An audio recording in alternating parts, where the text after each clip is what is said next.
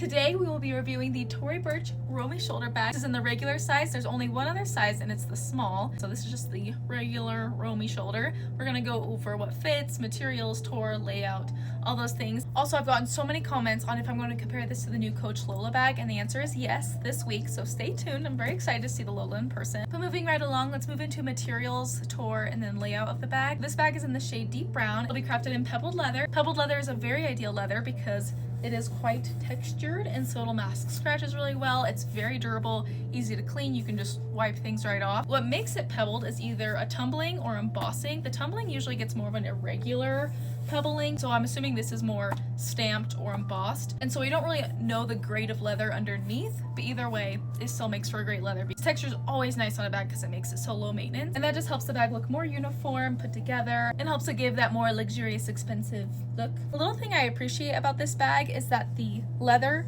like strip paint, matches the color of the bag. It's not black, it's the deep brown shade, and I just like that. Okay, so moving on to the tour of the bag, it'll feature a zipper closure, an adjustable attached shoulder strap. It has 3 adjustability options with a little Tory Burch logo notch right here that you'll just put in one of these adjustability options. The long zipper tassel thing going on. It does have rounded corners, which I personally like because that means corner wear probably won't happen for a long time. I feel like I've noticed on pebbled leather, any paint will probably eventually fade over time right here, but again, not too many things are going to touch right here unless it's like rubbing up against something. But as far as the bottom rounded part of the bag, probably shouldn't happen for a while. I feel like there's no feet, but that's totally fine for me personally because I have a slouchy structured bag.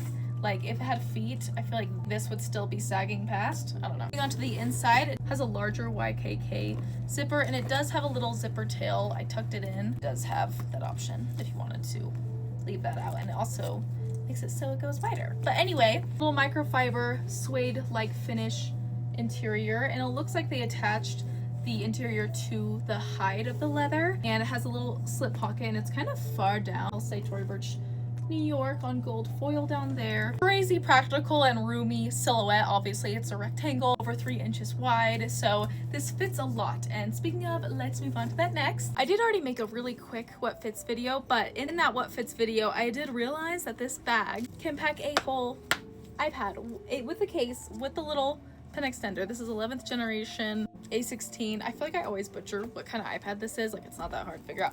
I don't know why I always mess it up, but it's large and it fits easily, like really easily, with room to spare on the other side. You don't have to do it diagonal and it takes up all the room on top and on the bottom. Fit a notebook and other essentials. So let's keep going. We have my wristlet, which has perfume, lotion, cards, all those things. A couple smaller goodies like my car key, hand sanitizer, a lippy, scrunchie, hairbrush, little bzz bzz, and a compact mirror, granola bar, and a little lipstick. Still see all that room. So this packs so much stuff, and it's still comfortable on the arm with the iPad in there, because obviously with the iPad it doesn't really have that slouch anymore. It kind of does, but it's still, and I'll do mod shots here in a second, super comfortable under the arm, which is cool. And then obviously you can make it longer if you would rather. Like, look at that with a whole iPad in it. And so it's a very good bag for not coming off as like a large work bag, but it comes off as a great medium-sized bag that fits a lot. Sorry, the lighting's a little dark, but here it is on the shortest setting. So this is how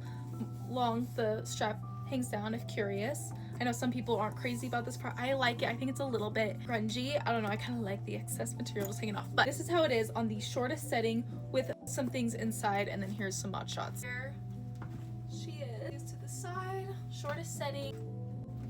Now the middle setting. Also, she stays on the shoulder really well, in my opinion. I haven't heard much of the opposite, but you obviously get that question a lot with shoulder bags, and she stays on really good for me, so that's always nice too. And then lastly, the longest setting. Oh, and this is how much the strap hangs down, so it's just almost flush. Okay, she is again.